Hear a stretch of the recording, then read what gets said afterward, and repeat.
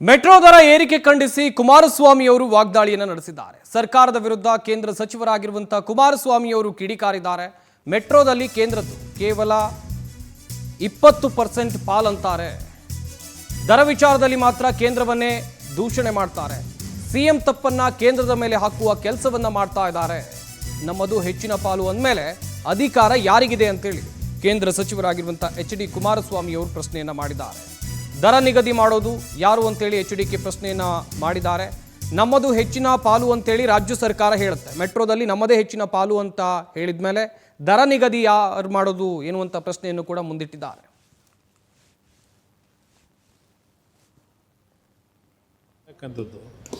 ಯಾಕೆಂದರೆ ನಾವು ಸತ್ಯನೇ ಹೇಳ್ತೀವಿ ಅಂತಾರೆ.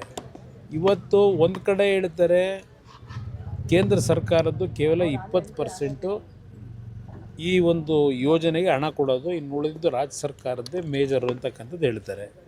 ಈಗ ರಾಜ್ಯ ಸರ್ಕಾರ ಹೆಚ್ಚಿನ ಹಣವನ್ನು ಇದಕ್ಕೆ ಬಂಡವಾಳ ಹಾಕಿದಾಗ ಕೇಂದ್ರ ಸರ್ಕಾರದ್ದು ಕೇವಲ 20% ಇದ್ದಾಗ ಕೇಂದ್ರ ಸರ್ಕಾರದಲ್ಲಿಂದ ಈಗ ಅವ್ರ ಮೇಲೆ ದೋಷ ಏನು ಹೊರಡಿಸ್ತಾ ಇದ್ದಾರೆ. ಕೇಂದ್ರ ಸರ್ಕಾರ ಹೇಳಿದ್ದಾರೆ ಅದು ಅರ್ಬನ್ ಡೆವಲಪ್ಮೆಂಟ್ ಡಿಪಾರ್ಟ್ಮೆಂಟಿಗೆ ಬರುತ್ತೆ ಅಂತಕ್ಕಂಥದ್ದು ಏನು ಹೇಳ್ತಾ ಇದ್ದಾರೆ ಈಗ ರಾಜ್ಯ ಸರ್ಕಾರದಲ್ಲಿ.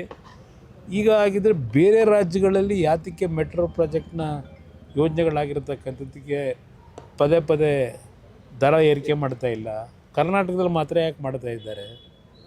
ಇಲ್ಲಿ ಇವ್ರು ಹೇಳ್ತಕ್ಕಂಥದ್ದು ನಮ್ಮದು ಹೆಚ್ಚಿನ ಪಾಲಿದೆ ಬಂಡವಾಳ ಅಂತಕ್ಕಂಥ ಹೇಳೋರು ಅಧಿಕಾರ ಇವ್ರಿಗಿದೆಯೋ ಅವ್ರಿಗಿದೆಯೋ ದರ ನಿಗದಿ ಮಾಡೋದು. ಅದರಿಂದ ಮುಖ್ಯಮಂತ್ರಿಗಳ ಈ 2.5 ವರ್ಷದಿಂದ ಪ್ರತಿಯೊಂದು ವಿಷಯಗಳನ್ನು ಇವ್ರು ಮಾಡ್ತಕ್ಕಂಥ ಹಲವಾರು ತಪ್ಪು ನಿರ್ಣಯಗಳು ಜನವಿರೋಧಿ ನೀತಿನ ಕೇಂದ್ರ ಸರ್ಕಾರದ ಮೇಲೆ ಆಗ್ತಕ್ಕಂಥ ಚಾಳಿ ಇವರಿಗೆ.